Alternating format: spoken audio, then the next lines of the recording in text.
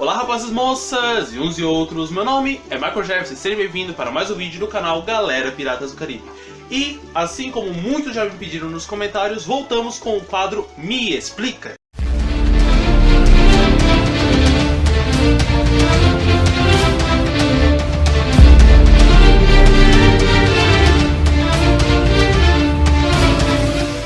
O quadro Me Explica de hoje foi recomendado por um de vocês, mais precisamente pelo Pedro Henrique, que a dúvida dele era: por que o Barbossa em Piratas do Caribe 1 precisava exatamente, ou melhor dizendo, especificamente, do sangue do Bootstrap Bill para quebrar a maldição das moedas astecas? Dando uma olhada nas mensagens, nos comentários, eu me lembrei que existia esse comentário que eu havia marcado antes, só que acabei me esquecendo, desculpe.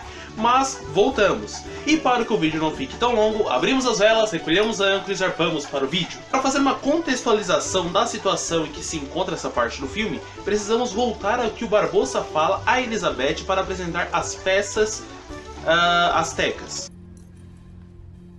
Você não sabe o que é isto, sabe?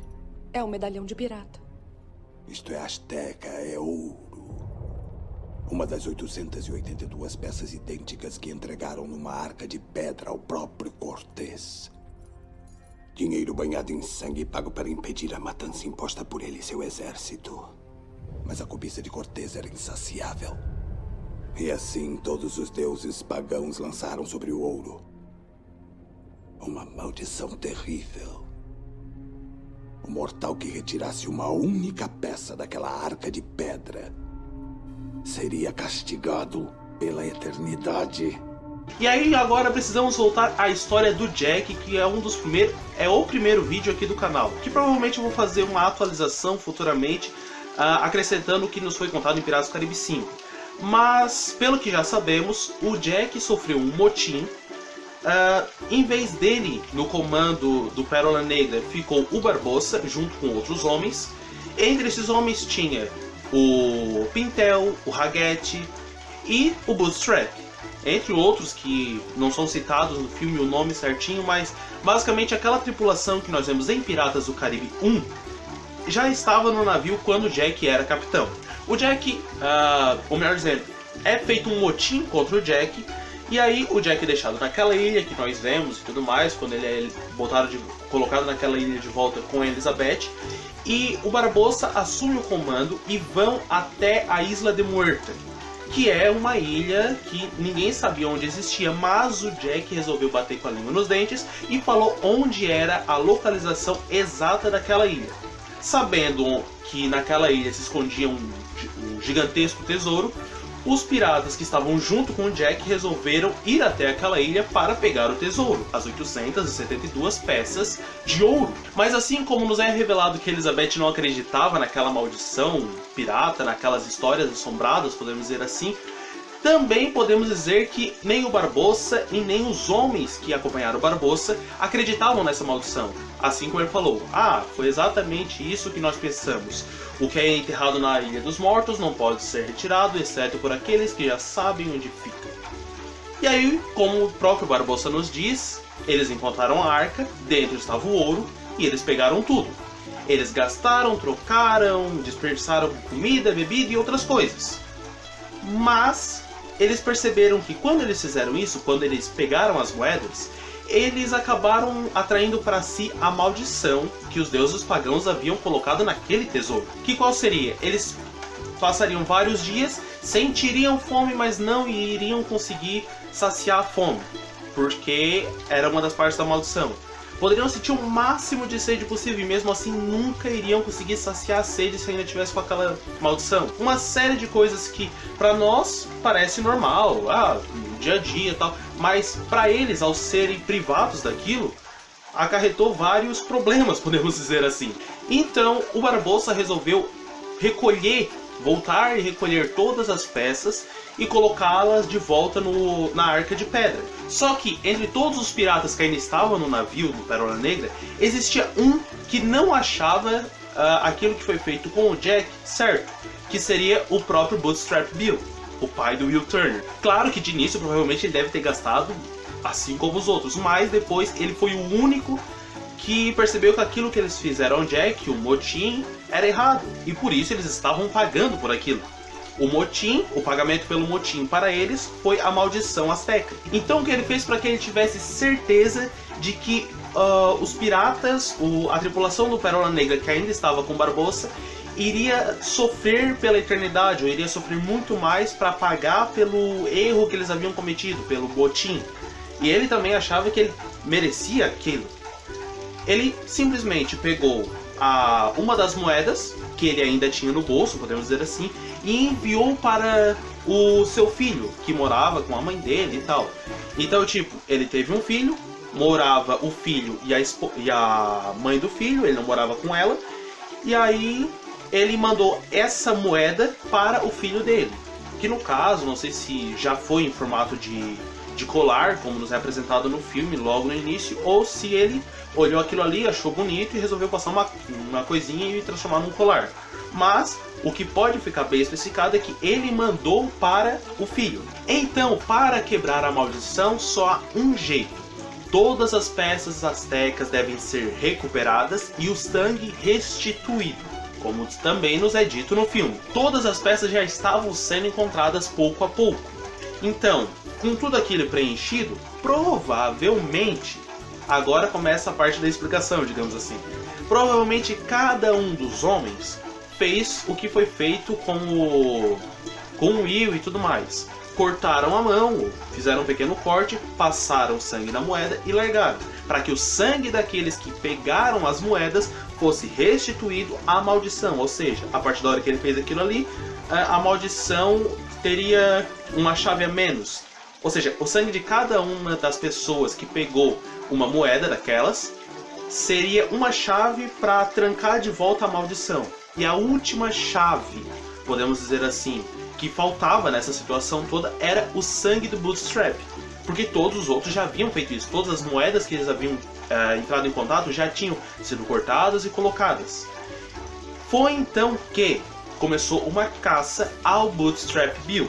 Só que uma coisa que eu esqueci de colocar no meio é que quando o Bootstrap enviou a peça e falou para os piratas que aquilo que eles estavam passando era merecido, eles deveriam sim sofrer por aquilo, a tripulação amarrou o cardaço da bota dele numa bala de canhão e jogou no fundo do mar.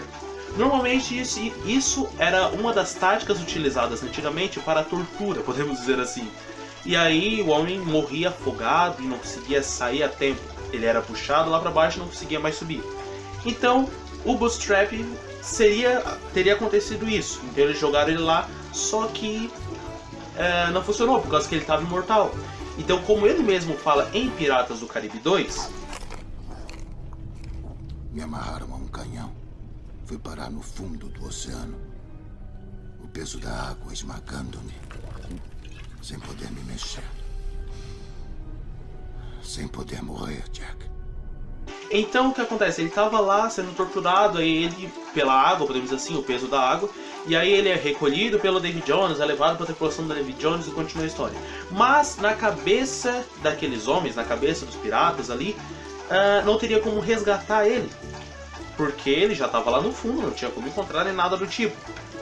Ou provavelmente eles já sabiam que ele havia sido recrutado pelo Davy Jones, por causa que eles não foram procurar no lugar. Ou talvez foram procurar no lugar onde ele estava, mas não encontraram o corpo do Bootstrap. E aí acharam que ele escapou, alguma coisa do tipo.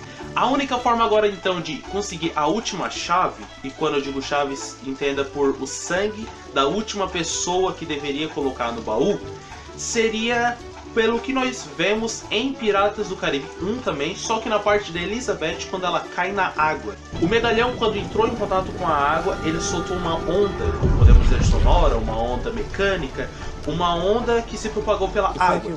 E aí, os piratas que tinham uma maior concentração naquelas moedas, acredito eu, teoria, desculpa, eu não sei tudo, mas é uma teoria muito bem embasada, podemos dizer assim.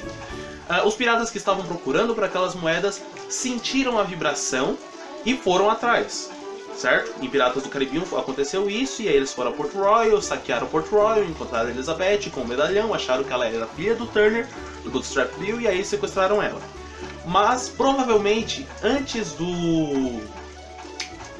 Will entrar no navio, provavelmente ele deve ter deixado o medalhão cair na água, alguma coisa do tipo, fazendo com que o medalhão fosse monitorado, que os piratas conseguissem encontrar mais fácil pela ideia do medalhão, que eles foram atrás do medalhão. E já que era um presente de pai para filho, e o filho há muito tempo não viu o pai, provavelmente o filho deveria ter guardado o último presente que o pai lhe deu. Vendo isso, o que eles fizeram? Foram atrás da pessoa que tinha o medalhão, porque desse jeito eles encontrariam o filho do Bootstrap. Não sei se deu pra entender tudo, se não deu, volta e vê de novo que vai fazer sentido. Então, quando eles encontraram o medalhão, finalmente eles acharam que haviam encontrado o Will. E na primeira vez aconteceu realmente, eles explodiram, saquearam, atacaram o navio onde o Will estava quando era criança, para ver se encontravam o medalhão e finalmente conseguiriam a última chave para destrancar. Agora, explicando geral, sem muita história, por que o Barbossa precisava do sangue do Bootstrap Bill? Por quê? Não seria nem pra quê, seria por quê. Porque o sangue do Bootstrap Bill serviria como uma chave para trancar a maldição de volta no baú. Tanto que quando o sangue total é restituído, no caso o sangue do Jack, que entrou em contato com as moedas depois, mas também puxou a maldição para ele, já que ele tirou direto do baú, ele cortou a mão, devolveu, então a maldição saiu, podemos dizer assim, a parte, uma das chaves. E quando o Will colocou no baú o sangue do seu pai, um dos homens que tirou a moeda, ele selou com a última chave, podemos dizer assim, a maldição dentro do baú. Desse jeito, ninguém mais que havia entrado em contato com as moedas inicialmente, quando eu digo inicialmente que tirou as moedas do baú, continuou com a maldição. Então, o sangue servia como chave para trancar o baú. Eu sei que o vídeo pode ter ficado um pouco longo, mas vocês sabem, Me Explica tem que ser um pouco mais longo para fazer a contextualização e tudo mais. Se você gostou, não esqueça de se inscrever aqui no canal, curta esse vídeo e compartilhe para os seus amigos que também não sabiam o porquê que eles...